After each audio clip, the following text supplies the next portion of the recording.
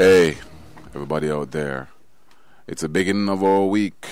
Yeah, somebody texted me one day to say, Herbs, I like your week. Don't have no Monday in there.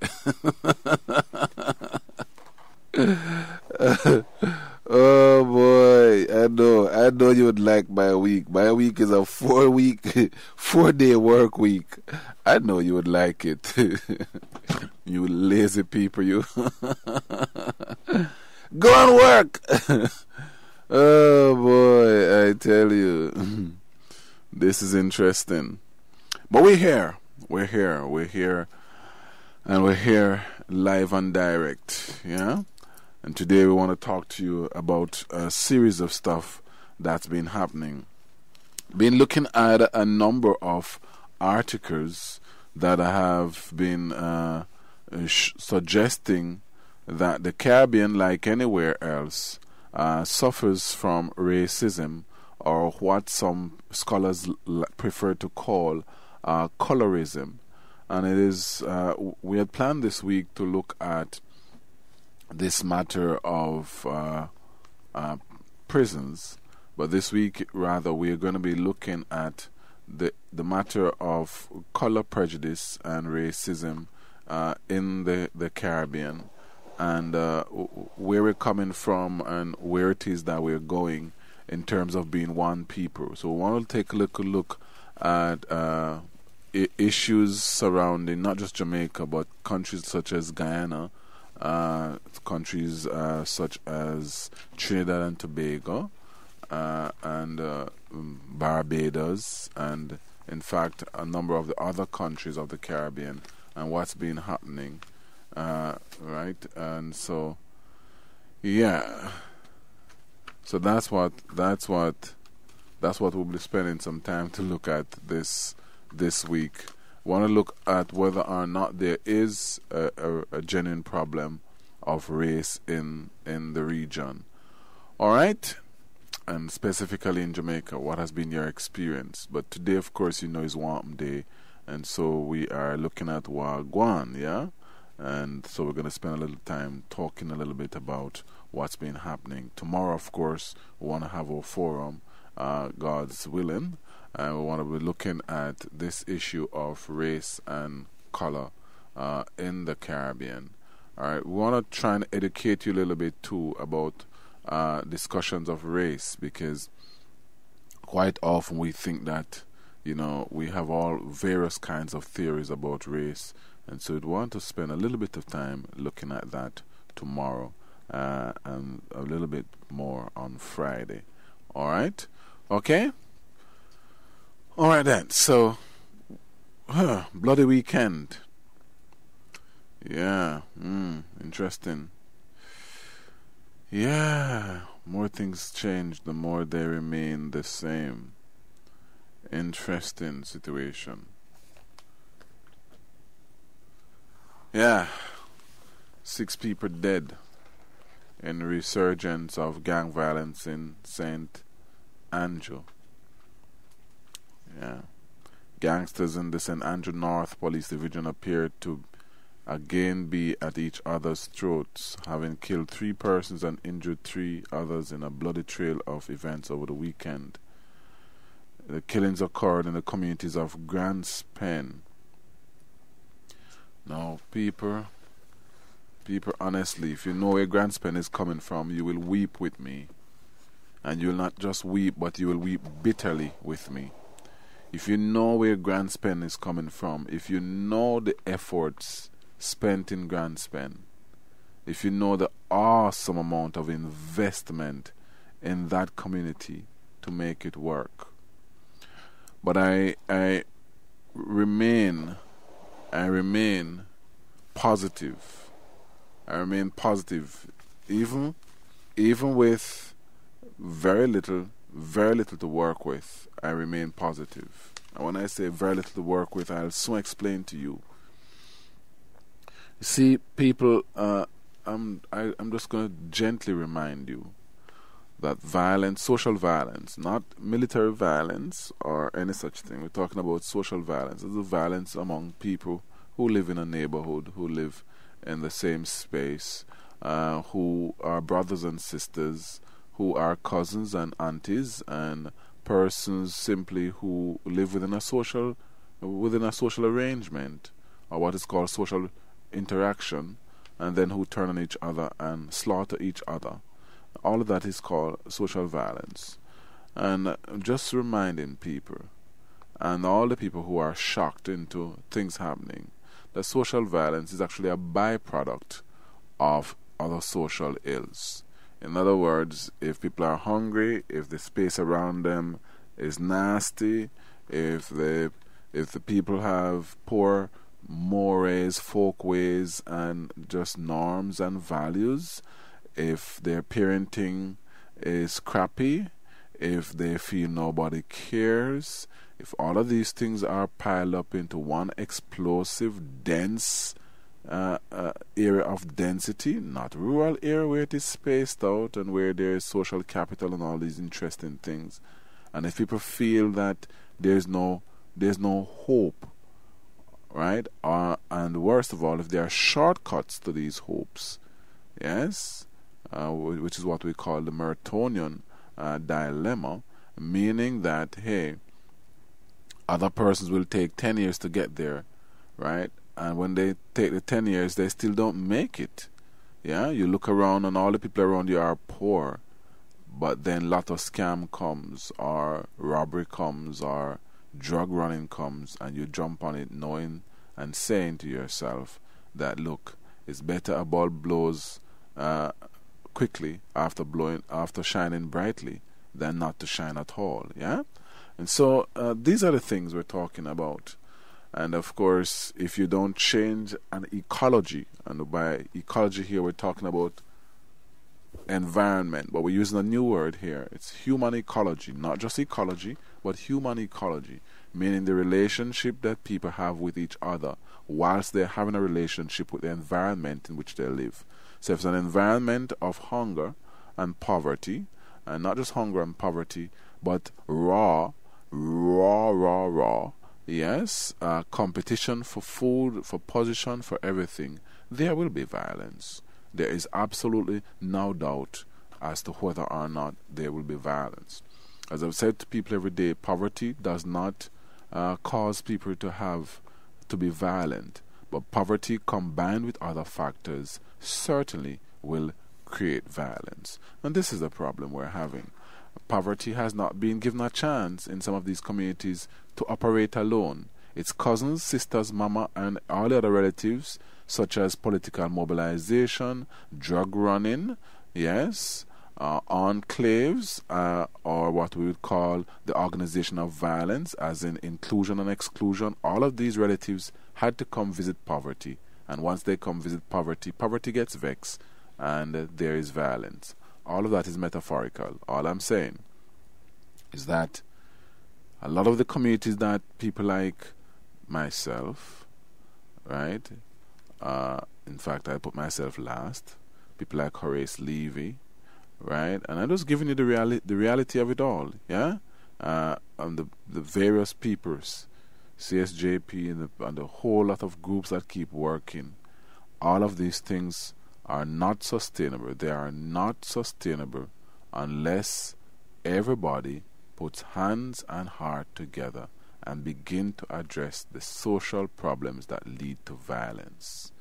Yeah? Parenting, education, all of these things. We can't have only a few hands on deck. It requires everybody to begin to work together.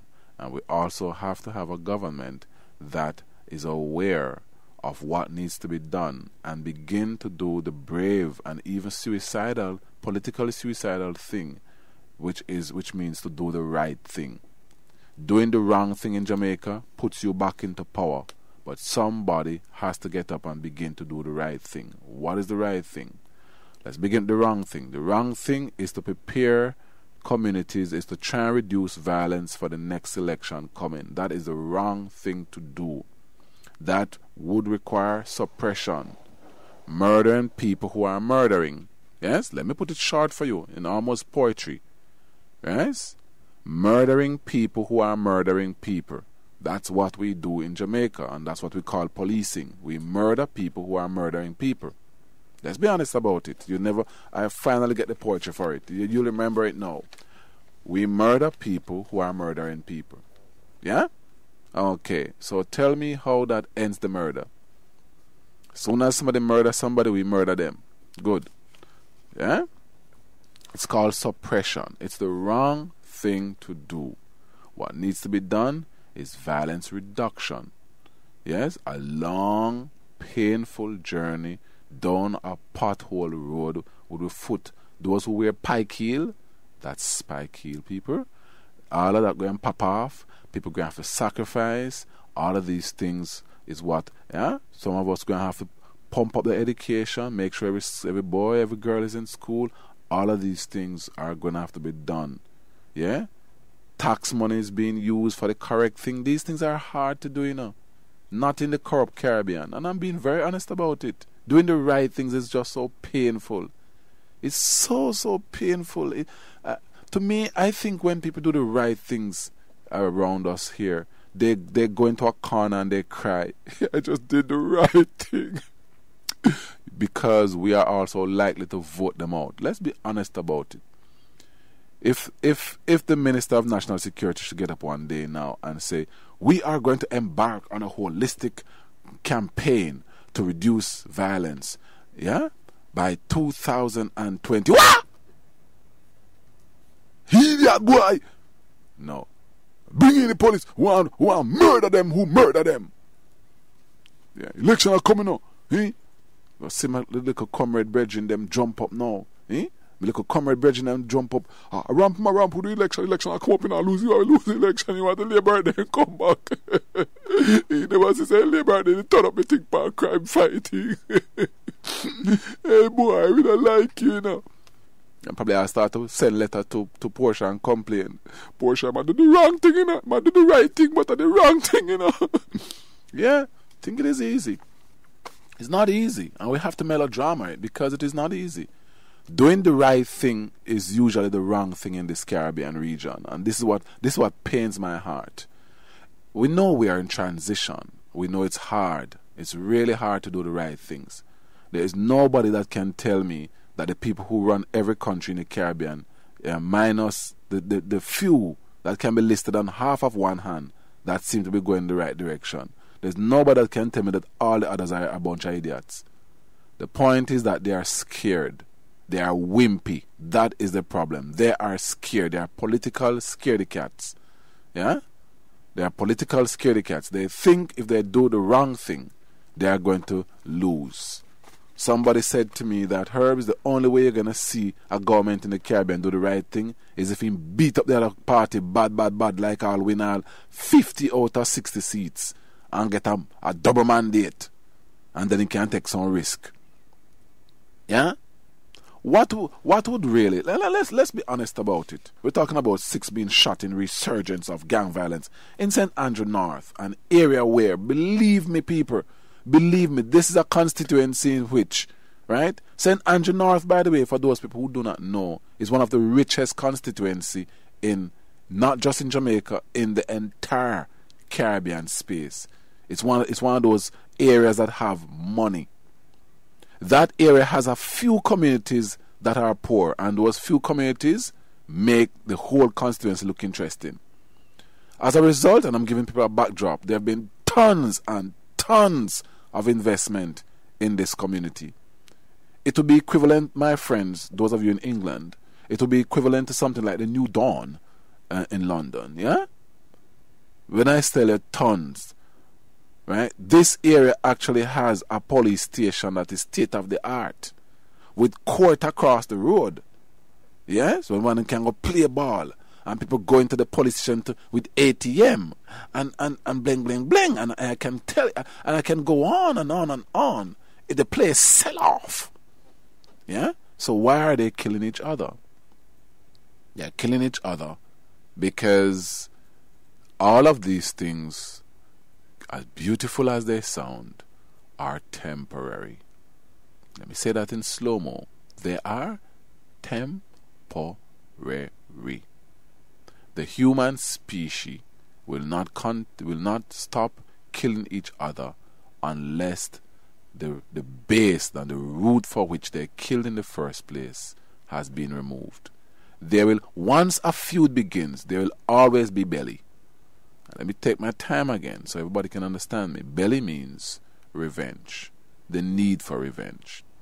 If your grandfather had killed my grandfather and my belly full, there's no competition, all of us get jobs, there's no politician mobilizing me, there's no Don mobilizing me, there's nothing. It is likely that I will delay the revenge. Please note the word, delay the revenge. I can also delay the revenge for so long that I forget. Okay? As I spoke to some friends of mine who are Irish, I said, why have you guys stopped fighting? We're driving BMWs now. I said, seriously? He says, yes. You can't be driving a BMW and fighting and having war. Didn't you know that Ireland is now wealthier than per capita than England? This was the other day. I don't know what the figures are now, so don't get me mixed up, yeah? And I said, okay, so you're not having any Bloody Friday anymore? Oh, no. We're good. If me ever hungry again, me got right back down there. And me going to use religion, me going to find some excuse for put it on some people who me think say them are the problem, and them will cause it, you know. That is the human species. How else can I help you understand this? Yes? So guess what? Let's get back to what we're saying. If you have a government, right? There are three sides to every single violence problem. The biggest side of the problem is the people, the society in which, the context in which this is happening. Here's a Caribbean context. Caribbean people have suffered long and hard. And let me quote an old lady. She said, Herbs, I went to one of your presentation and I heard you talking about long term. Let me tell you something. For my grandfather, yeah, man lick him down with a Land Rover country. Yes? And we got caught and not come out of it.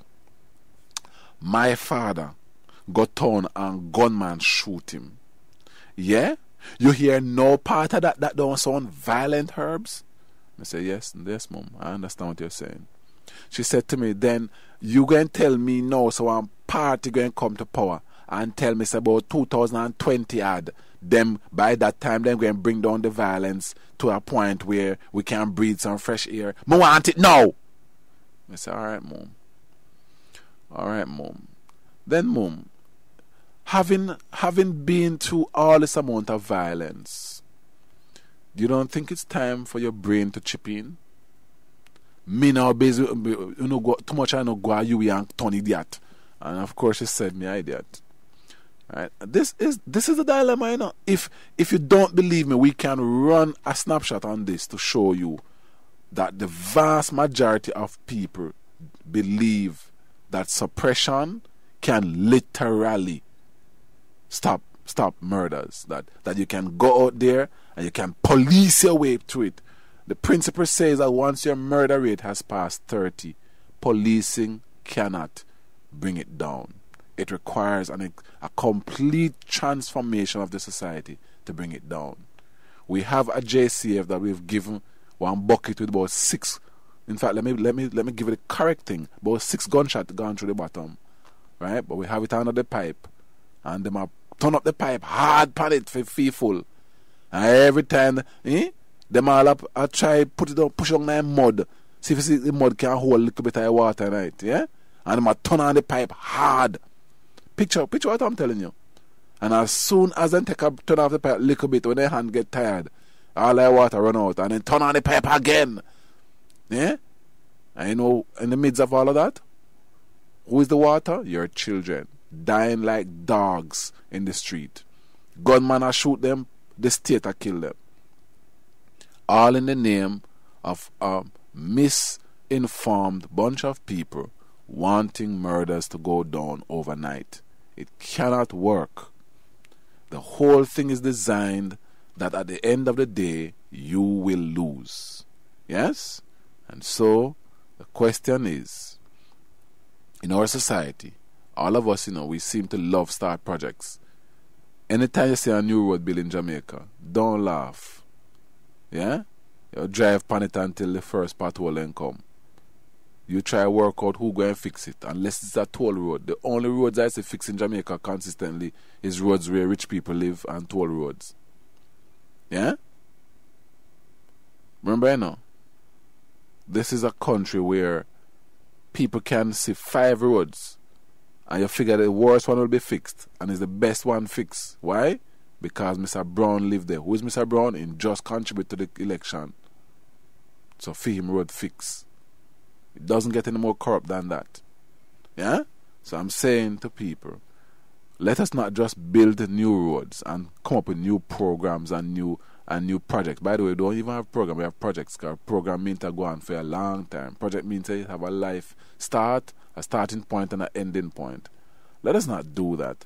Let us begin to work on the old roads we have, which is the people we have. Yeah? Don't just come up with a new program. Right? A new government come. You're going. You know. We've made some progress though. Because I remember once, anything at all that Labour Right have and Comrade come, then fling with that and start one new set. Then Comrade have one new set and Labour Right come, then fling with that and start one new set. And it's just pure confusion. I think Heart is one of the fun ones. One come and add NTA and something. I don't remember, don't mix me up, I'm just saying. I'm just saying that we normally have some interesting things and eventually, we're maturing now, we're 50. Yeah? Eventually somebody get the memo that, look here, it don't make no sense to give the thing a new name. Yeah? But there's a lot for us to change. And when we come back from the news, believe me, we're going to open the line because we need to talk a little bit about this. Yeah? Do we continue these things? Or do we begin to work on the root problems? Build 1 school per year. Jesus, it's not so hard. Get everybody in school. This generation will continue to be violent and there will be gradual reduction. But when the next generation of children are born, they will understand that this generation tried and they will see that violence is not popular. It means that by 2030, our homicide rate will be consistently below 30 per 100,000. Yes? You can't force it go down there. I know for sure the man of the year would really love to just get up one morning and the homicide rate is below 30 per 100,000. I know for sure. It will be so beautiful. Dream on. Yeah? I know we are convinced that if we get some real big gun, it's lovely speaking to police officers sometimes. They're among the brightest people I've met in this country, but there are also some really stupid ones among them. They're not going around no bush. They're normal people. Some fool, some smart. Yeah? Normal people, them. Yeah? But they're actually police officers I've sat down with who tell me that they can shoot their way out of the problem. Yeah? And tell me that we need some bigger gun. Herbs, we need some gun really big. The other day I asked a police officer to name what kind of gun he would want, and I'm not even going to repeat them on the air. A real big gun. Them go pie, we go boom! Yeah? And see who are the man, who are the... You know, that's called hardballs policing. Those policing are long over. They died 1829, August. We're still digging them up and trying to see if we can revive them. But the bottom line is simply this, yeah? At the end of the day, we're still going to have to recognize that all the ministries in our parliament, all our ministries in the government work together. The Ministry of National Security and the Ministry of Justice and those key ministries and the Ministry of Finance, yes, and Planning, they are not isolated. They work together. All of these things. I've gone to other countries and I've said to them, establish a violence reduction team which is drawn from these various ministries that can simply sit down and say, how are we going to build 1 school per day? Where are we going to put this school? How are we going to increase the number of preferred schools? How are we're going to focus on education, right? Not just that, we're going to focus on social participation. We're going to go back to establishing civic, right? Making people understand their civic responsibility and their civic rights. We're going to go back on a campaign. We did it before. We Established two is better than too many with Bev Brown. Right? To the point where human beings were embarrassed. I've seen people embarrassed growing up in the 80s when the wife get pregnant with the third child. Because Bev Brown think that's in them head. We can do it. We have done it before. We can embark on this thing and make it become in our face every day until people recognize that you're a human being. Yes? And we can embark on a system that says it's a recession. So if I have $1, it can't be that I'm going to spend all the dollar on entertainment. Yeah? We can go back to these things.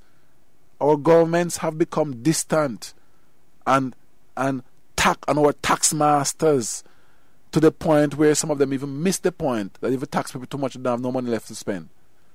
Yeah? They just seem to have missed everything. Both the JLP and the PMP, they just seem to miss the show. Yeah? Nobody seems to remember that this is still a young country and that you need to have public fora in which you continue the fight and the struggle to educate your people and to harness them together to work towards the transition. Every Caribbean country every single Caribbean country still remains in transition. Transition means pain. It's called $1. Don't get fooled by the 50 years. These are not human years. Just like we have dog years different from human years, a country's years are different from a human's years. The country will live for much longer than a human being. 50 years mean you are $1. That's what it means. Even the United States is still young. Yes? Every time they have them 4th of July, somebody will remind you that we're still a young country. We're not England or Germany. Yeah? Denmark. Yes? Or Holland or the Netherlands if you prefer. We're still a young country. And you list to Americans, we are teeny young. But we have the brain power to do it. We can get people together who can really do this thing. But as I say, we have to do the social marketing. We have to be out in the communities reminding people that this process takes longer than suppression. Yes? It's a holistic thing. Pulling everybody together to work together.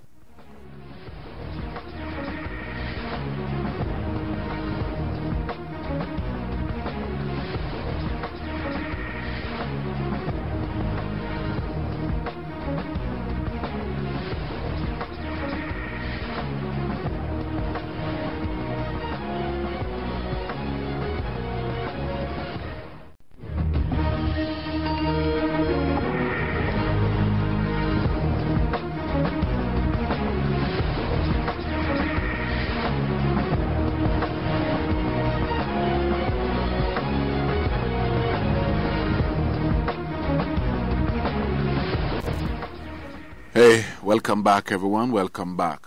Alright, so we are having our lamentations and our Ezekiel and Daniel, right? Never, they say, my friends always say, never have lamentations without the other books of the Old Testament right beside it, yeah?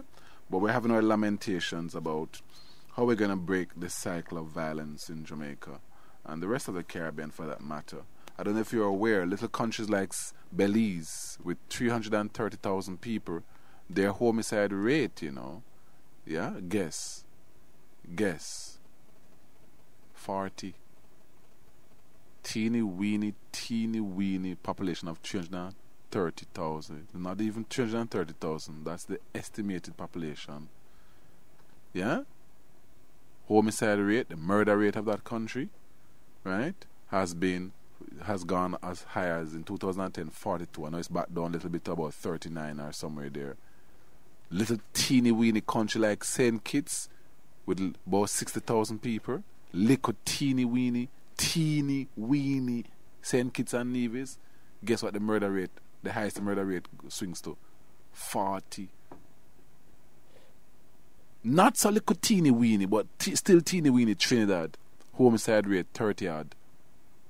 Was also 40. So the Caribbean are going to people. And I may not understand. Or is this 40 odd now?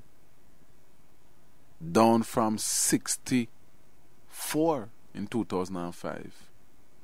64, remember, a civil war is 30. 60 plus 60 plus 4. That two Civil War plus Brata. It's like buying a car, have all money for insure it. Yeah. Two cars have money to insure it. These are the kinds of murder rates we're talking about in the region, you know. People were talking about all of these countries having higher murder rate than Haiti, you know. I mean, I love jump on Haiti. Hey Haiti, we dep on your case. Yeah, welcome to Haiti. Haiti's murder rate is nowhere near ours. Yes, Haiti's murder rate is better than most Caribbean countries. Hello. This is where Never would say hello. Yeah, so it's not a poverty thing. Nobody make nothing. No, it's poverty. As I tell you before, poverty causing them have to come down to. Yeah? What do we do? What do we do? Yeah? Let me open the line. 702-2585, 702-3470, 977-7638, 1-888-991-5155. That's the number from, of course, your landline. And of course, remember people, you can still reach us at, yeah, you can listen to us at newstalk93fm.com, and you can tell your mama, tell your papa, tell your sister, tell your baby son, yeah? Tell everybody that we're streaming live. Remember, you can reach me also at thecompletepicture93@gmail.com and Facebook. That's The Complete Picture with Dr. Herbert Gale. People, I'm saying to us, how do we get Jamaicans and other Caribbean people, for that matter, to begin to think about the process that all of us are involved? I'm opening my lines, and I want you to talk to me. What is it that you're doing in your community? How do we work on this thing together, all of us, to make this thing better? Yeah? How?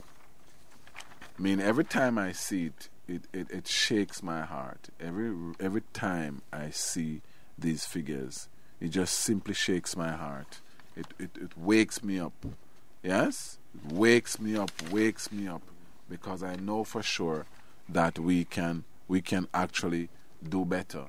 But yeah, and it's not because of ignorance. Believe me, it's not because of ignorance, because a lot of us around here are aware of these things. But how do we? You know what the discouraging thing is? Right? As I spoke to somebody over the weekend, and said, Herbs, I don't know what I'll do. Because if Grand Spend broke out back, anywhere else can broke out. Right? Discouraging. It is in fact very discouraging to some people who've done so much work, right? And who go around and say, look at Grand Spend now. And then Grand Spend just get up and have be a gunshot.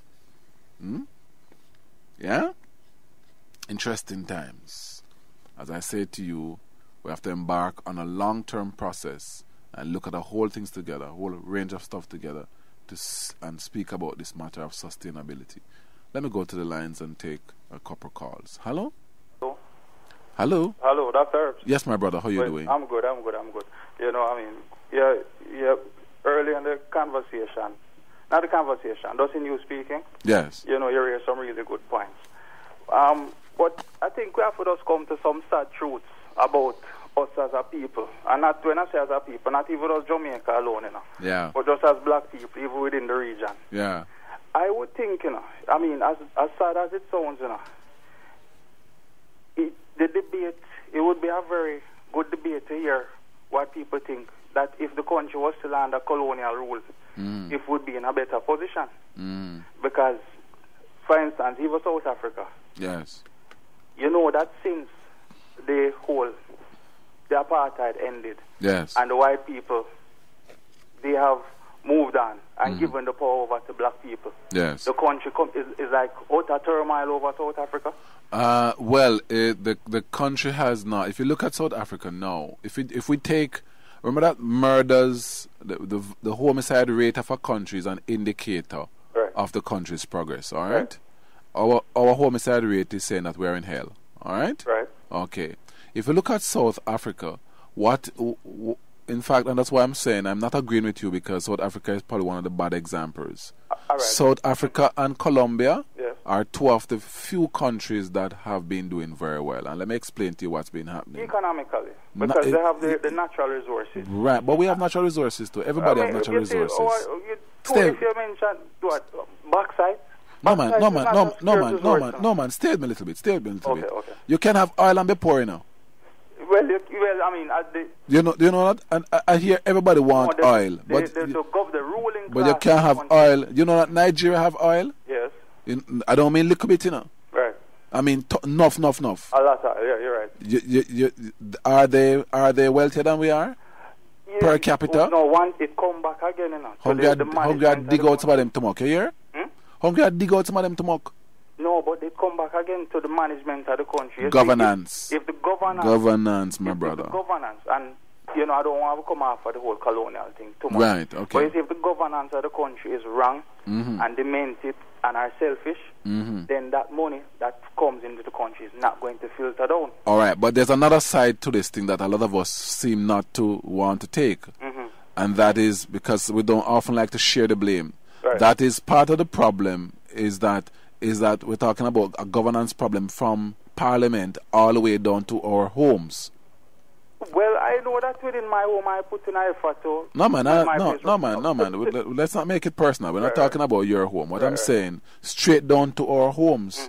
Yeah? Because what you have is there's a lot of people in this country, the mentality that says the government and the police and the so and the state and the so and so will solve the problem.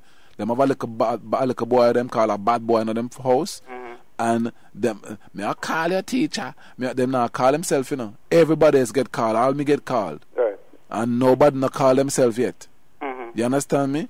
And we have, and I mean, yes, a lot of people can blame the politicians. They set bad precedents of giving people a fish rather than teaching them how to fish. Right. But at the same time, I think a lot of us are taking a hell long time to come out of the mold that the people then put you in. No, you see. You understand? That's a admirable comment. But the reality, as based on how I see it, yes, is that ultimately the government is responsible for the direction that the country goes. Because to give an example, like in what's it called, Burkina Faso in Africa. All right. Right. We remember Thomas Sankara. Yes. When he came and took over that country, you know, he put in some sweeping policies. One man. I want to tell you, like, before he had a lot of ministries, and he almost took on the office of all the ministries. And one man created such a change in that country that Burkina Faso was going in a wonderful direction. And it ended up that his second killed him. Yes. And based on, you know, whatever reasons, and Burkina Faso go right back into the dungeon. Leadership, my brother, and I can't disagree with you that leadership is extremely important. Right. The simple point I was making, though, is that one of the things that leaders must do in this country is harness everybody, get everybody on board. Yeah, that is the thing. So what happens is that because we have leaders who are not interested in that. You know, what they're interested in is staying in power and being wealthy. Well, I don't know though. You know something that bothers me about Jamaica, and you know I love this country to bits. Right. Right? Yeah. You know what bothers me is the hustling mentality. I just think that there's a song that says hustle, hustle, hustle hard, with a very nice rhythm, very new song. I just think that song applies. Yeah. Baby need some food. Mama needs a house. I'm gonna hustle. No, but you see, hustling is, I don't think hustling is the cause, and I think probably hustling is the effect. It's just because no, it's both cause and effect. But hold on. Did you know that people can get into a hustling mode that even when the food comes, then they realize they must begin to think through things rather than just hustle? Let me show you something. A student came to my office one day, right, with a hell of a long story about how our assignment is going to be late. I'll just tell you a little bit about hustling, even here on campus. Student comes to me 3 days before the assignment. The assignment can be done in 2 days. Student comes to me 3 days before the assignment is turned in to tell me all the problems that she envisioned why the assignment is going to be late. And it has not happened to me one time, my brother. It has happened to me over 100 times in my 16 years here at UWI, where a student already planned, say, I'm going to hustle you.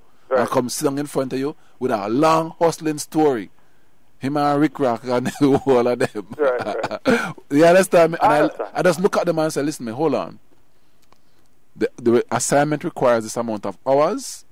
What are the things you have to do between now and then? I'm going to take up my pen and paper and write out a plan for them and say, if it's late by 1 minute, I take off 10 marks. You understand that? So understand that's in the tertiary setting. Right, but what I'm saying to you now, setting, my brother, what I'm saying to you now, the point I'm illustrating to you is that a lot of people think that everything is so scarce that them need for hustle. Them don't even realize that them can sit down together and work as a team and expand the base. Well, I agree. You understand? The power Yeah, man. is very terrible, important. man. Terrible, man. You see the whole, as I Talk to one of these young. Talk to one of these young. Talk to one of these young kids who want to go into politics and listen to their reasons. Right.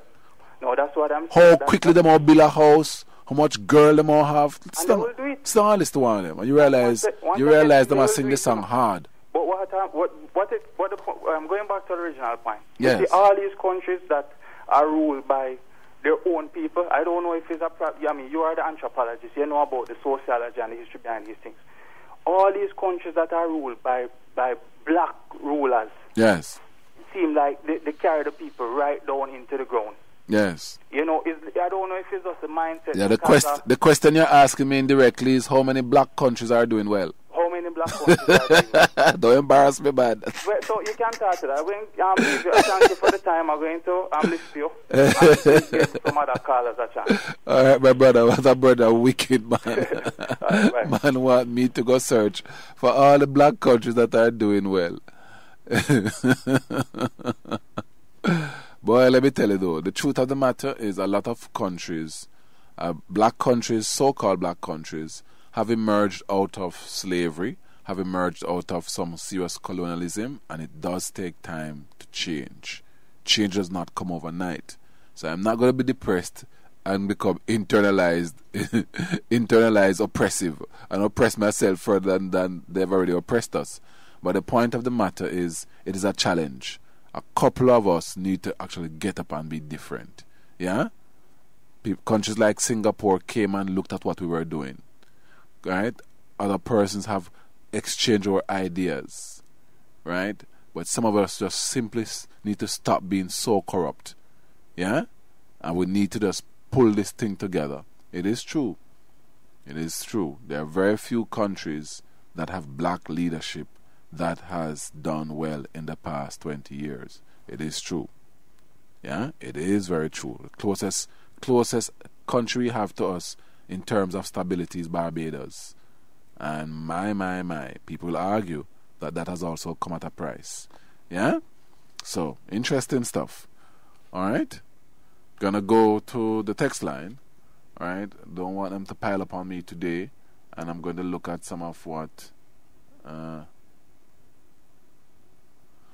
Yeah, this person says, the doctor died in his office. The big shots them come out to condemn that killing. A guard died watching money business place. I don't hear nothing from the owner of the plaza.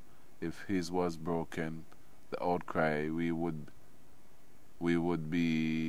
are paying for securities. How comes is a poor do security work so they can die like dogs in the street.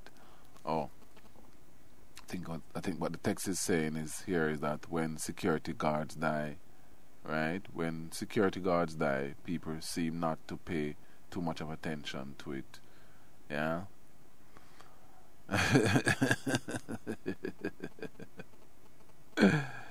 Oh boy, here's a comment, and this one is a powerful one. I can't even spell PhD, but I know that to get rid of criminality in these communities, the social intervention must be accompanied by disarming and rooting out of the gangsters. Alright, so the person saying social intervention, yeah, but there's a little problem though about gun amnesty and removing guns and rooting out guns and all of these things. Let's begin. A. If a society has very few guns, fewer people will die. Why? Because guns have the highest efficacy of killing. Simple. Right? A gun is a far more effective weapon than a knife, a machete. Yes? Because you can swing and miss. Yes? Alright? And worst of all, your fist and stone. It simply has a higher degree of efficacy. Meaning that when somebody pull a gun and pull the trigger, right, and empty out whatever is in there, you are likely to die. Especially if you are hit at zones 1 and 2. Okay? Now, the issue though is something called fluidity.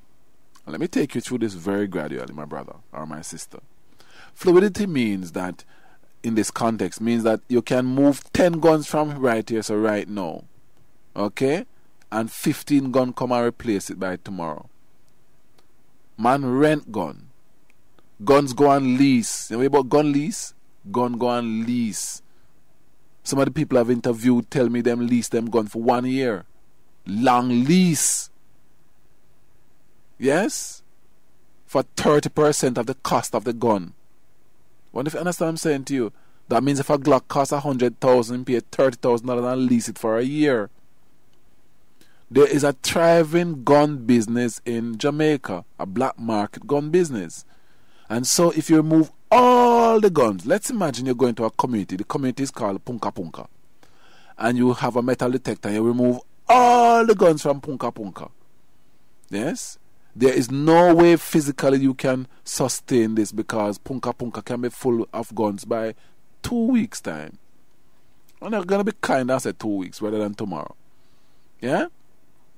So the issue then is not that the gun is not a problem, but it is not the primary problem, it is a secondary problem. The primary problem is the reasons behind the fingers pulling the trigger. Yeah? Alright? So, and the other thing, the same thing applies to removing dons from community. If you remove don from community and the don was providing, right? Don was providing welfare. The don was sending everybody to school. The don was doing all of these things. And you remove the don, right?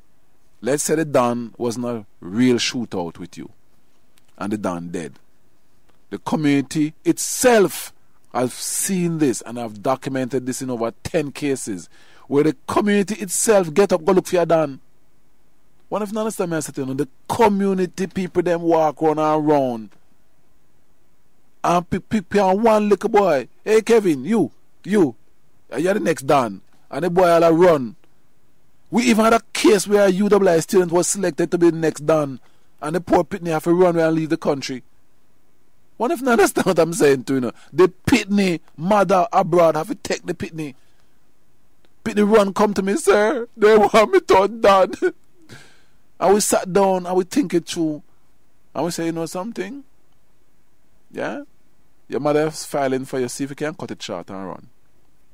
Yeah? Boy Pitney have to run. The community start searching a new don.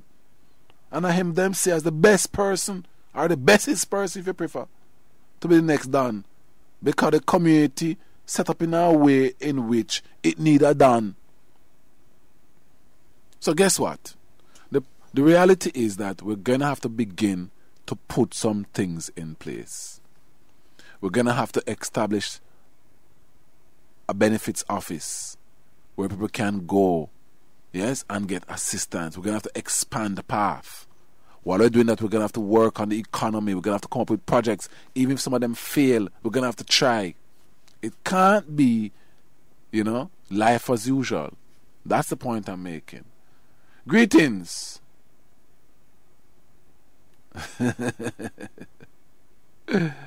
Oh gosh, this person says here, greetings. Man, you need to write an article and repeat it for a week. It's reality. It's an advice. It's motivating, real educational. Alright, thanks my brother or my sister. So it's Dr. Herbs.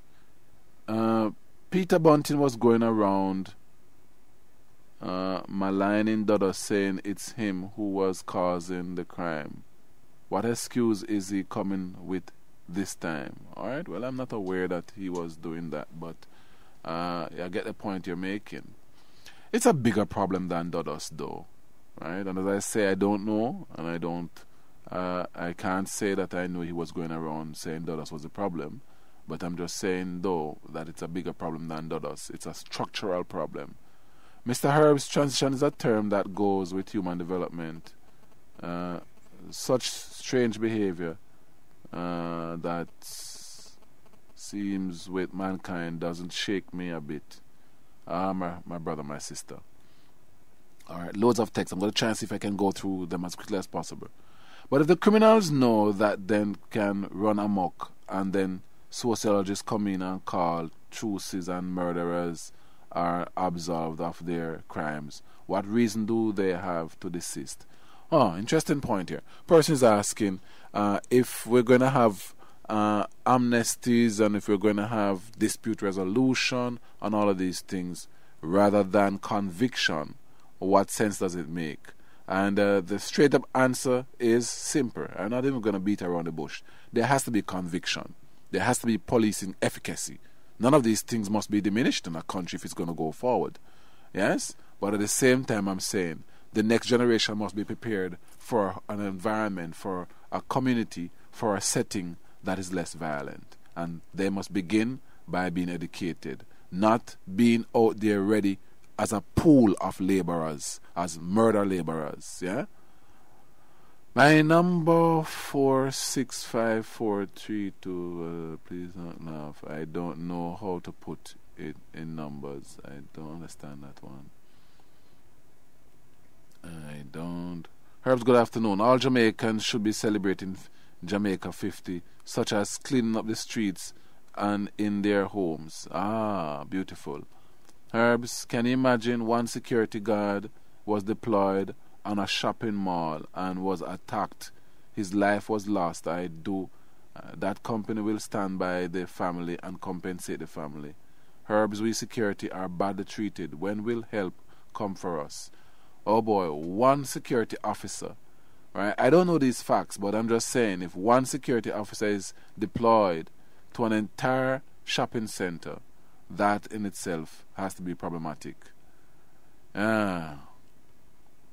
Interesting. Boy. Yep. Alright. Alright. Won't read this one. This person says, Herbs, there's a lot that needs to be done, but how much talk can help? Well, that's a good one. That is a very good one. We're going to take a break.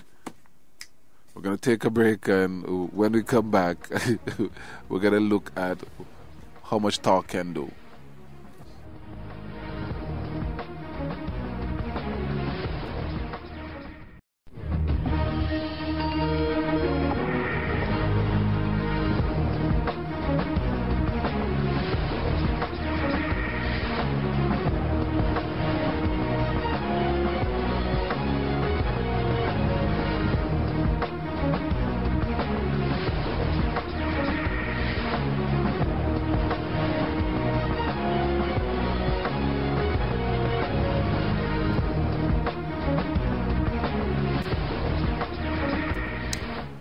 Hey, welcome back, everyone. Welcome back. All right, so my quick response here to this one, the person was saying, and how much talk. I think the issue is about education, and I think we have to embark, my brother or my sister, on this matter of educating the masses, right? And it's not going to be done by talk show people and university and so forth. It's going to be done. It has to be done in a very structured way, right? As I said before.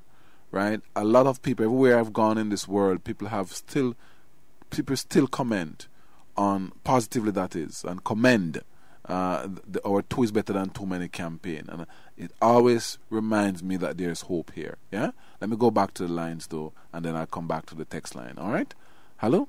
Hello, Doctor. Yes, my brother. What's up, man? Nothing much. Yeah, man. I listened to you over the time. Yes.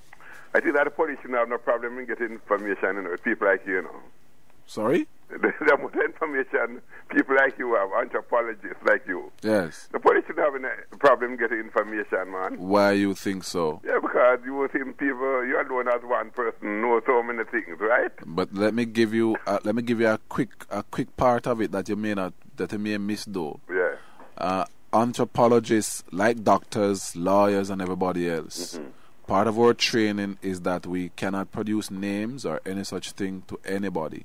It's called, we have an ethical clause that keeps updating every year. Yeah. Once you do that as an anthropologist, you will find two things happening immediately. You will end up not helping the people that you plan to help, and two, everybody will know you all around the place as an informer rather than as a professional. That's your point. Two big difference. No anthropologist is an informer. You have Right? to make that clear. My job is to educate. It's not to inform. Like, hey, see boy there. That's not my problem.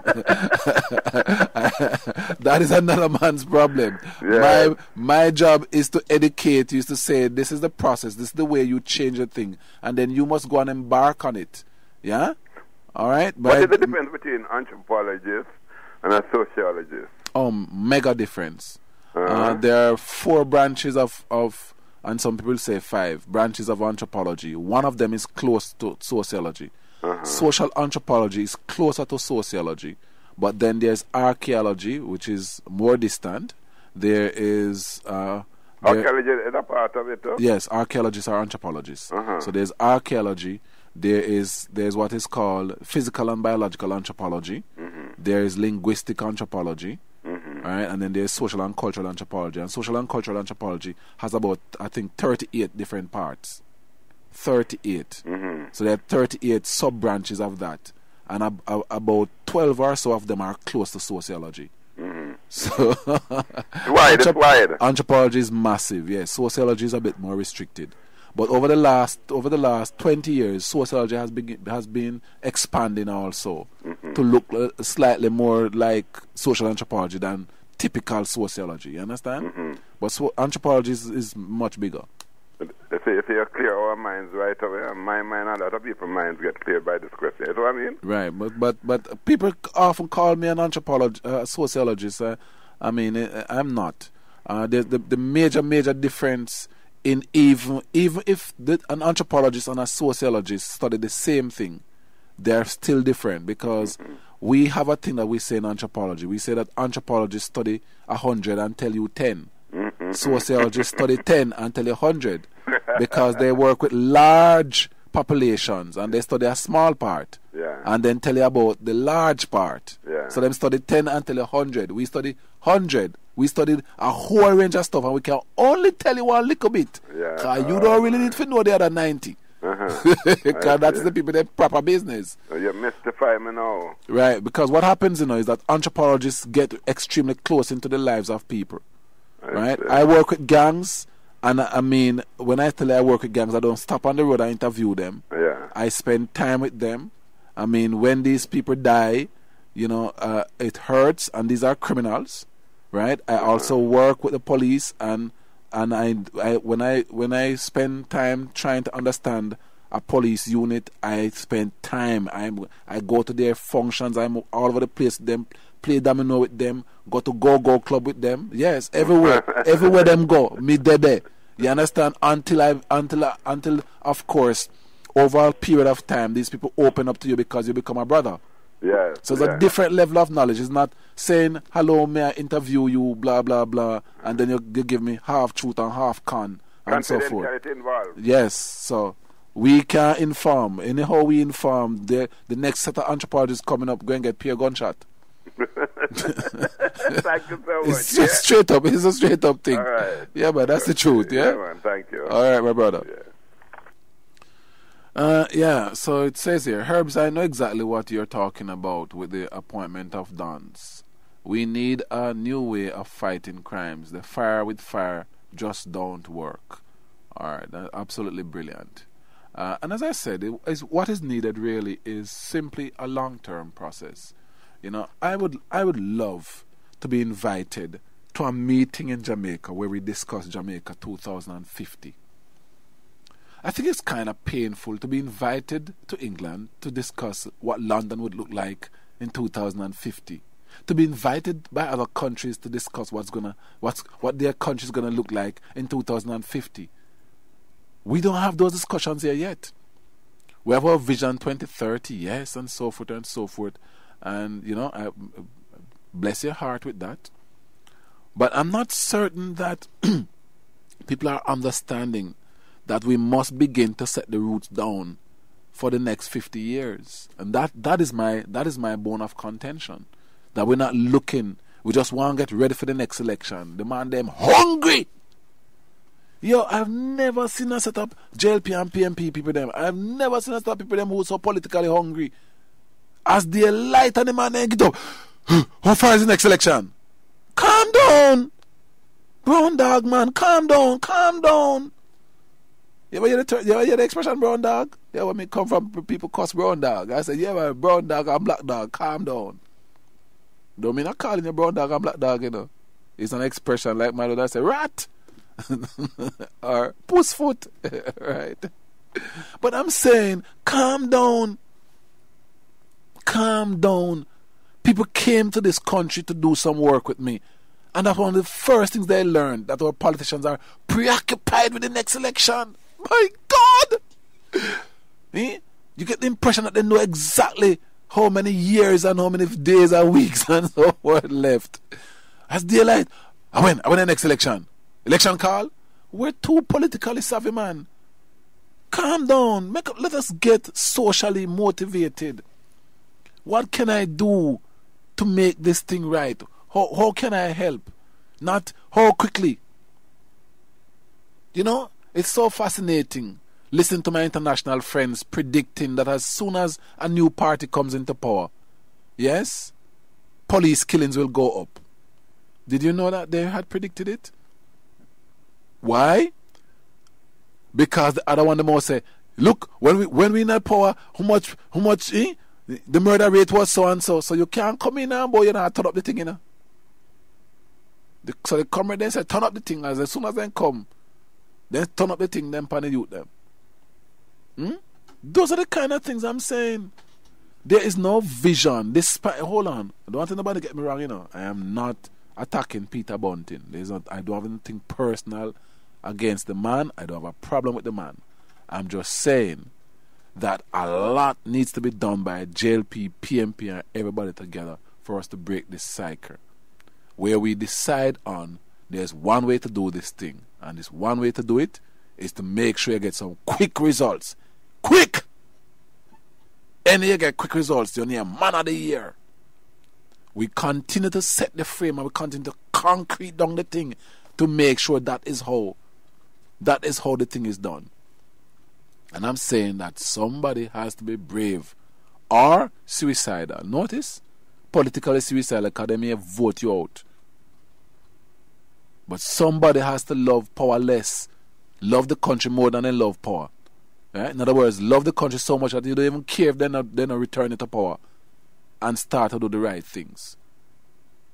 Of saying to people, and I think, you know, you may even win back your seat. You may get 5 votes. You may win marginally by trying to educate people and say, this is what needs to be done. This is the vision I have. This is what we're doing. And if you keep showing people every week, every month, what it is you're doing, you may find enough people with sense to put you back in power. Somebody can try, man. Let me go back to the lines. Hello? Hello, good afternoon, Mr. Gale. Hi, sweetheart. How you doing? Not bad. I don't know if you have any time can go through this with me. What is your topic about now? We're looking at those communities where people have tried, where people have invested everything they have, but the murders come right back because there was no long-term sustained plan for the country overall, and that community happens to be part of the country. Therefore, it is always going to relapse. Yes? I would glad if you would have time to go through with me. All right. People no longer want to stay in the country to use hoe, picker, and bill. Okay. And machine, right? Eventually you come to the town and you get a little work in the factory or in a store. Eventually them send you home because government said the tax too high. Them are go whether them are go open a next business, yes or no, you're gone home. Eventually you have 2 children, those children stop from go to school. If you have no good friend or to treat people good, you might get a little help, and they might hand up to you, or hand up to a high school. But if you is a selfish person, you get no help. Those children go on the street and them open to every negative germs that's out there. Eventually, you are going to have an election next month now, and people start to work. No matter how you then cost for the people, them have too much pitney, you know. You see, when election time, the yard will have the most pitney. First yard, them are run to go. And you see when them go there, so they know, they talk what them are going to do from, where they not going to do. Two little big boy might did it, and then say, well, boy, you big and what have you, and then take him, and he occupy him during the election. After election, him not have no work. But still, if one work, I go down a gully. Him first get a job down there, and him end up to be the done, go about, get people, go about, do things. Him carrying message and carry out message, him end up to be the big Dan, and people love him more than cook food because, you know, see, I bring in the food. You know, see, Mr. Gail do a thing for me because Mr. Gail know a man around there, so. And tonight, and him have contacts. And tonight, he get couple man and go a place because I know places when he used to do motor care, know places. And he know place where he have fire money. So he go in another district there and he raid a place there and he carry back in. But what I'm saying is, you people like me and everybody who want Jamaica to grow, we must speak the truth where we are coming from. We are in the 50 now.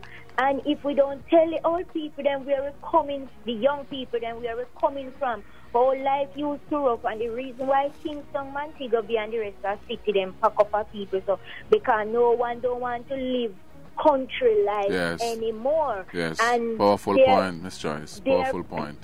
Their parents don't catch to a certain stage that them can get a good education. Maybe them parents not even know if we come and say, good morning, security. Can I find Mr. Gale upstairs? Security. I want to talk to that man there upstairs. Which man you talking? Me say me want to talk to the man we are working at radio place. But me don't know a lot of you. Well, I know who me talk, but you know why me talk to them. So it is two different sides. And what I make a note of this now. You see, when any money are going in a one district or go on here, so I go on there, so you go in a store and go in a supermarket and see what type of people see pack up them trolley, what type of people see pack up them bag with clothes. All right. Powerful point, Miss Joyce. We have to leave it there here because we have to take the break. We've been holding for a while. You hear? All right. All right, my dear, but thanks. Yes, sweetheart.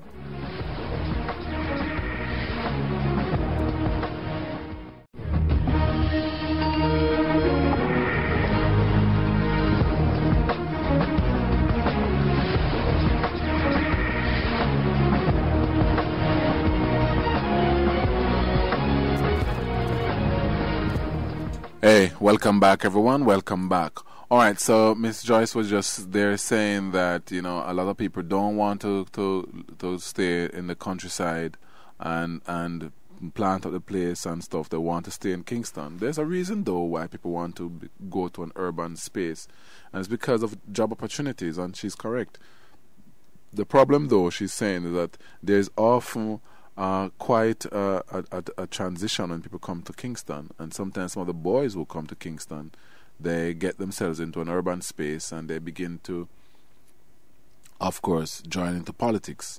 She says that the transition of a lot of these big gunmen and dons is from politics, because in politics they make contacts with people, and therefore those contacts are used for drug distribution. Yes, that's so accurate. And for contacts and contracts. And very soon after they do that, people in the community see that them a eat a food and ask them how you eat a food, and them show them how them eat a food and so forth, and very soon he's the Don. There is, believe me, I don't know if she even realized how accurate she is. There is a deep relationship between politics and crime in this country, right? Because in fact, the political connections for the contracts are the same network that criminals use. Believe me. How it is that they separate it from our parliament, only God knows. And we won't even get into that part. But I'll tell you, right? 90% of all the big criminals that I have studied, right? And that's what they are. They are big criminals. I study them, yes, but that's it. And I even while talking to them, they know that I see them as a criminal. Just the truth, yeah? And one of the things about anthropology, we have to be honest with people. We don't come in and say, I think you're an angel, you know. No, we don't say you're a criminal. Right? I'm still going to talk to you, and if you want to talk to me, yeah, sure, but we know you're a criminal. Yeah? Alright? But what is interesting is that when you track their lives, almost all of them came up through politics, set up their own political contracts. Yeah? Them and the MP, some MPs, not all MPs, there are some that are not involved in these things.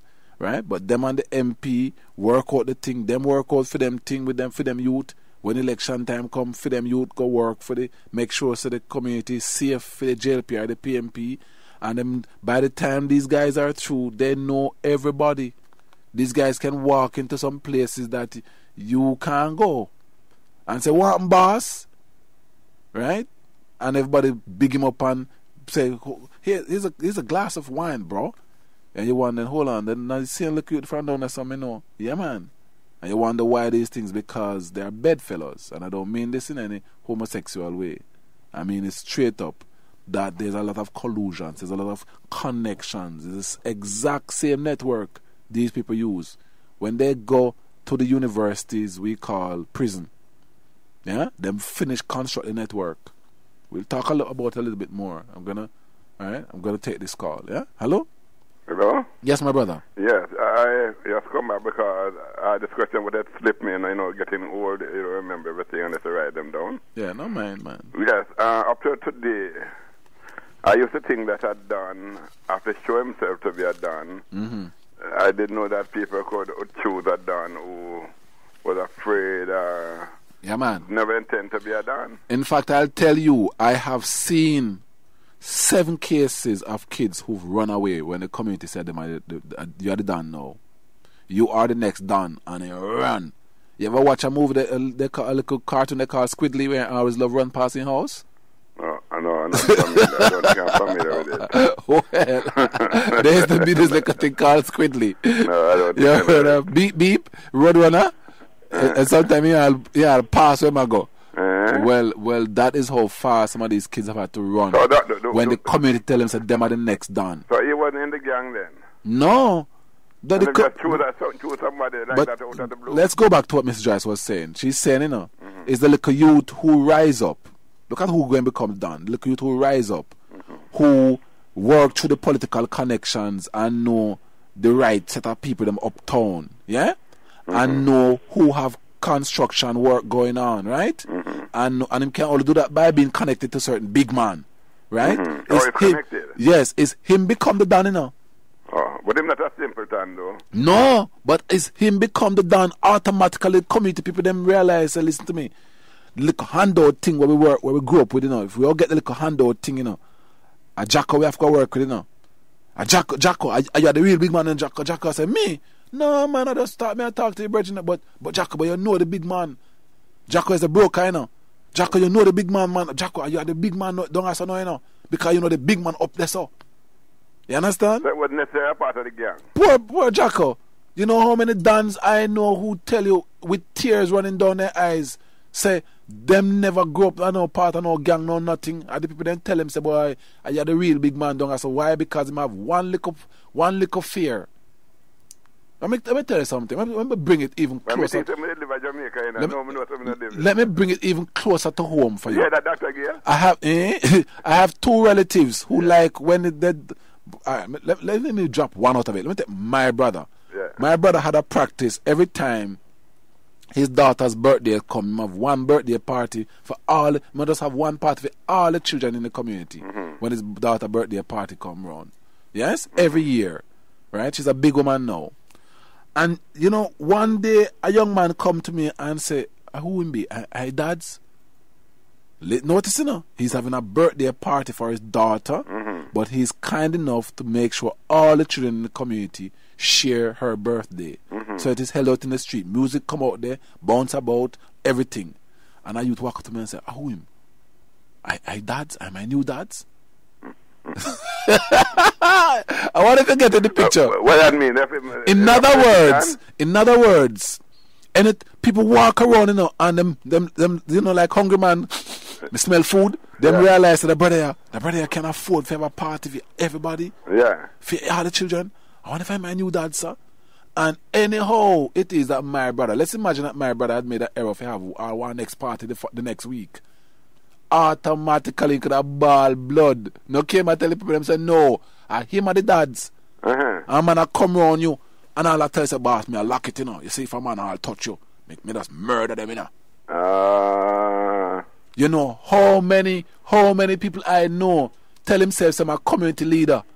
And when police come for him, I even understand how come police are come for him because I'm a community leader. And the man making us oh, I dad you come to. In turn down. I've been on building sites, representing the Ministry of Education, right? Mm-hmm.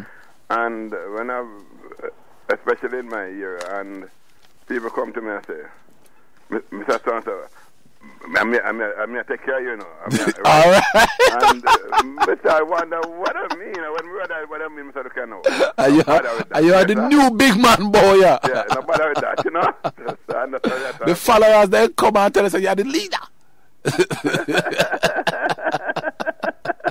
I'm telling you, man, a significant number of dons, that's how them get themselves into trouble, of young men. That's how they become dons and get themselves killed. Oh, man. A number of them, and I've been spending the last, how many years, more than a decade, interviewing dons, and looking at their lives, And I'm telling you, a lot of them never choose that path. People then take them and say, you are the Dan. and then the gunshot come after. Unfortunate for them, eh? Yeah, man. Thank you. All right, my brother.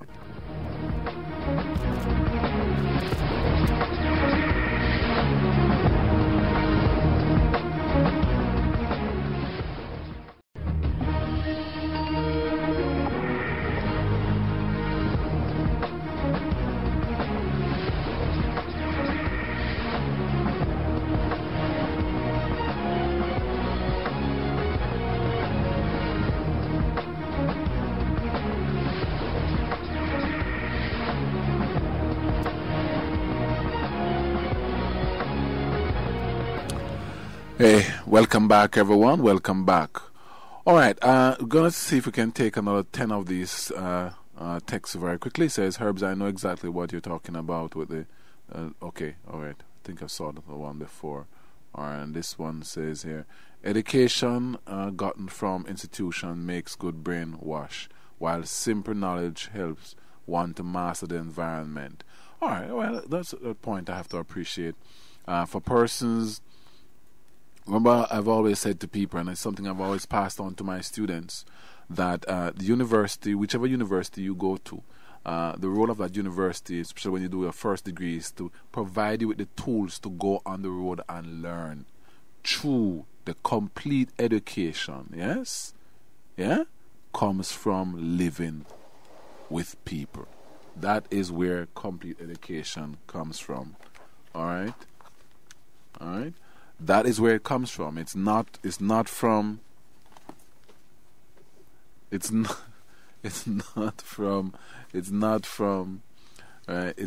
any at all from going to school. There are lots of people who've gone to school who leave school stupid, and I'm not saying stupid bad. I've met so many educated fools in this country. All right? It's living with people. You learn from people. Go on the road. Go on the wayside. Sit down with people. Listen to them. Right? And listen with humility. There are some people who think that because they have a first degree or a second degree, worse of all, they have a PhD. Why? Listen to me, people. I went to school. Hallelujah. And I'm getting to the spirit. There are people, on this campus and on other campuses. You can't even pass by them and call them by their first name. They get in the spirit. Hallelujah. I study. Hallelujah. And you know how many nights I stay up. Hallelujah. Yeah, man. At the end of the day, guess what? Then go to one little... Let me give you a good example. Then go to something like Nyabingi and two little rasta with them. I start to talk to them, and then they realize their PhD now. And the two little Ras can barely read or write. So I appreciate the text here. Humility. People have a humble, man. You learn, when you go to a university, learn all the tools you can use to gather information. And when you go out on the road, you gather information and you learn, and you listen to people, and you learn, and you become bright, and you become smart. Yeah? Can't be bookie and not be street smart. You're still fool. Yeah? So the thing set up. All right, let's go back to our lines. Hello? Hello, Doc. Hey. What's up? Doc? What's up, coach? You good? Yes. You know, look like me good. Yeah, man. You're there now. You're there, I'm there, so we must be good. Yes. So me just me. want to just let it be known that over the fight and the search for a coach, them get one. Who gets one? The West Indies. Okay. But it have to be online. Coach, you're the best. Me not going on nobody office. Or them pan street or going anywhere. Anyhow you want to know, call me. Condition apply. Me help anybody. Let me name them. From cricket, football, running, cycling, and boxing. All right. These are my specialize and study that me can help anybody. Win a coach. You know, deal with everybody a coach, you know. But it's one winner coach in the world. And if you think it's like anybody call, whether you want to ask me with world football, no mind how, if I'm from Barcelona, from Man U, from Man City, from Chelsea, from anywhere, or my local people around here, and you have a football team, and you want to get some help, call me. When we talk to you on condition, and you go out and you know win, then you can come back on the same line, come to me a fake. But other than that, I tell you, remember, you just tell them guys, say them proud to be losers, and shame to get help. Yes. Now them decide now to take the help, and that is what show up 6 from 7. That no bad. No, it's been good. It's been good.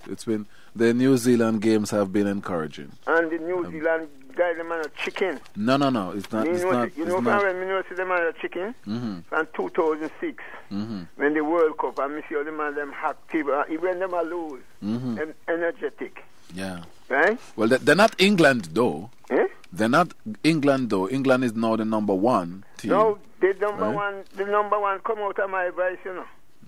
Okay. So anybody who want to touch that, have to work with me.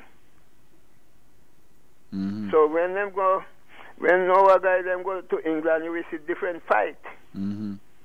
It's because those are people who use info that work, right? And anybody who needs some assistance in their football, cricket, or cycling, running, boxing. You know who was my boxer? Eh? No, man, you tell me now. Cassius Clay. Sure, easy. Yeah, man. And the time when Muhammad the Great. Ali. The time when him lose, me tell all the guys that me usually bet me. I said them I bet me 1 in 100. Me say me know say you are gonna lose, so me no want to bet you. All the great Mr. Young were pass and gone there. When Sonny Liston get the liquor in 9 years, from that time, and right until the time when him lose, me tell them say I'm not betting something going to go wrong. Oh boy. And it really go wrong, and me just start. Me hardly follow up more so. Me watch every little now and then, but me know about it. Study it too. All right, coach. Respect to you. We'll have to close the program very soon, so we have to go. All right. Okay. Yeah, man. All right. Take care. Good. All right. Gonna try and see if we can finish up these texts, but I just want to look at something here very quickly. and it says it's a cartoon for today. This is the Observer cartoon with it shows a cartoonized version of this is Damian Crawford sitting on, of course, with his locks all down, sitting on the pork barrel constituency funds and saying no more eater food. And there are a lot of PMP councillors with some long bags, marked dollars, in line waiting. And there's an article, editorial, it says political pork, the bone of contention in PMP war. It says the dispute between first-time government parliamentarian Mr. Damian Crawford and a member of the People's National Party organization in East Rural St. Andrew is a manifestation of one of the biggest problems in this country, pork barrel politics. As reported in this week's Sunday Observer, PMP councillors and officials in the party's East Rural St. Andrew constituency organization are fuming over how they perceive government funds should be spent. They have also accused Mr. Crawford of being rude, unapproachable and disrespectful of the constituency leadership. Mr. Oliver Clough, the councillor for the Harbourview division, is quoted as saying that no money has been spent in his division, despite all the funding that Mr. Crawford has received. Mr. Clough has gone as far as saying that he is planning to resign as vice chairman of the steering committee and wants the party to find someone else to serve as councillor. Mr. Clough, though, has dismissed suggestions that the party workers are opposed to Mr. Crawford's stance against partisan distribution of benefits. Mr. Crawford, on the other hand, says that the problem stems from his decision to shun old-style politics. The fact of the matter is, I am clear in my mind as to how government resources should be used and as to what I want to achieve. And I don't think many of the persons understand the concept of opportunity cost. So I am not going around the corner. If a man calls me about a car, I will tell him that that is not what the government's money is supposed to do. If they tell me they need $350,000 to work on a house, I tell them to go to the National Housing Trust. We cannot speak to the veracity of the claims on either side of the dispute. However, we would not be surprised if the partisan distribution of spoils was at the root of the issue. For what is the nature of the politics that we have practiced in Jamaica for so long? Successive administrations have used the country's resources to ensure their hold on power. In the process, they have institutionalized a mentality of dependence and mendicancy that has kept many Jamaicans mired in poverty. The upshot is that the few men and women who go into representational politics with the aim of creating real opportunities for people are regarded by large numbers of the electorate as either stupid or lacking in knowledge on how things must run. This is the point that I have been making. And look, I am not saying I understand the contention between Damian Crawford, who is our colleague here at the UWI, and former colleague, depending on how you want to put it, right? Everybody knows that Damian Crawford is somebody I personally like and respect, and therefore I'm not taking any sides. I'm simply saying that this is exactly the point that I'm making, and I do think Damian Crawford represents a new kind of start, and I'd like to see more people support this kind of position. Right? It's not about buying votes and getting ready for the next election. It's about serving our people, and that is part of the problem that I've been having with people. I'm going to take this final call because we have a lot of texts that we have to clear before I close the program. Hello? So, Gail, I did have two issues to deal with, but I have to abandon one and deal with this issue now. Can I tell you? So, years ago, when Damian get involved, he was on radio, and when I listen how him talk, I call the program and I say, Damian, I like how you talk, but your type of politics is going to meet a lot of problems. Yes, in fact, in fact, I remember that you said you love him, but you're sorry for him because you didn't think he was going to win, and I told you that he was going to win. You remember? Yes. All right. Yes, because you see, his type of politics, we don't want that type of politics. Yes. We want the gutter politics, and because of that, that's why you're having so much problem. He's gonna continue to have problems, you know. He's gonna continue to have problems, but I am hoping, and whoever can help this young man, that he will win and that we will people will begin to see and be convinced that a new kind of politics can win elections. Yes? Let's hope Jamaican people understand that the gutter politics is bringing us nowhere. Yes. If you read the Gleaner, a letter that's sent to the Gleaner, yes, I read it to them when this man explained everything. See, it's the pork boy politics that they are dealing with, and he's saying he's not dealing with that. The man in Harborview division said, well, no money not spent and he's going to resign. But look at the example that he used. He says if somebody come to me for a house, me I send a go house in Trust Virgin, me not have no house money. Right? I remind my listeners, a politician, a former politician explained to me why he came out of politics. Mm-hmm. And when he explained to me, it was one of my most depressing days. Mm-hmm. He said, monies came, right? Mm-hmm. After a hurricane. There was some hurricane or storm or something, and monies came for zinc and those things to be distributed. Mm-hmm. Right? And the people in the community told him he must take half and give them the other half. Then we take them time build back their house. Then want the ready cash. And he said, no, that's not what he was doing. And they complained to him at headquarters, and he had to go.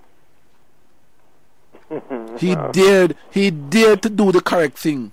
And headquarters tell him say the people them not like him. So he must just hang up. That's what our politics nasty, man. Right. Headquarters, you know.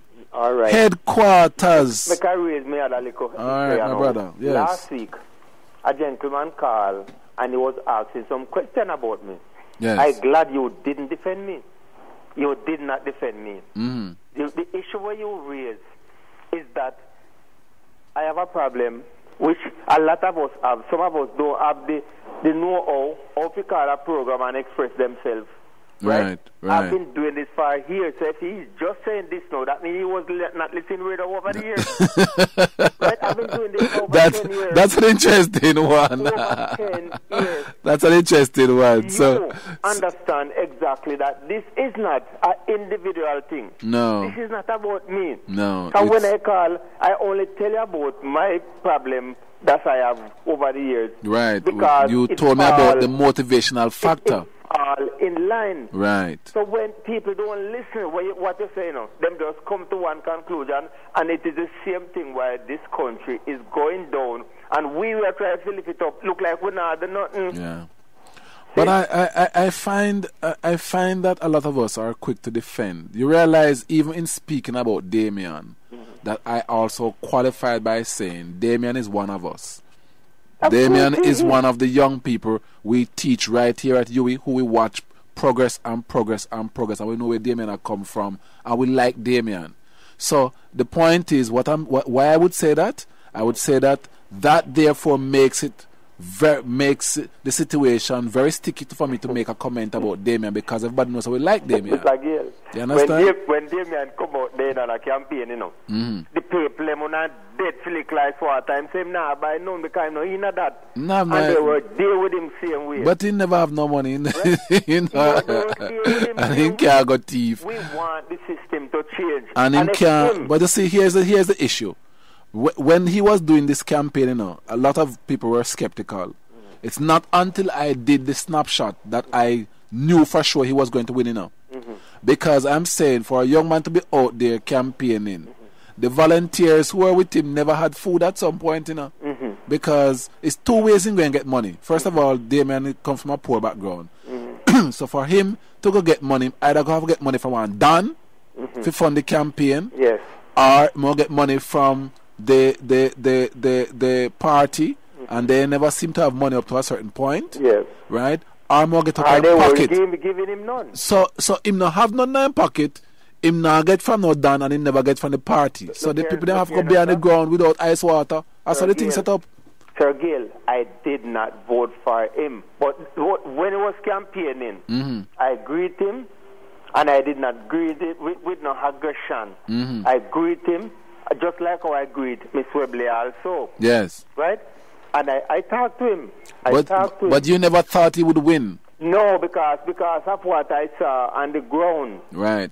Because of what I saw on the ground and the limited time as in the constituency. Did you not hear our discussion up to a couple of days before the election because election morning I called him to win.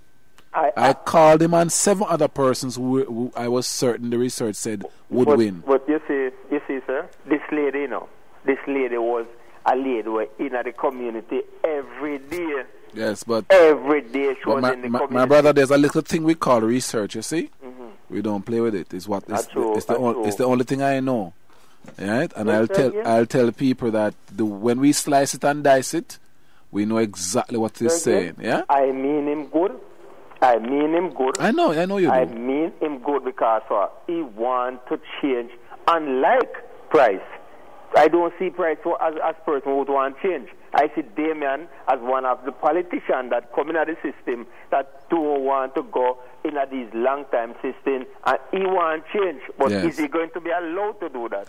Well, we can't say. Only time will tell. I think the country. I think we have to pull. We have to pull the support around this young man. Yes. We can't sit down and say time will tell because time going to tell bad things. Because all what stop work sometime.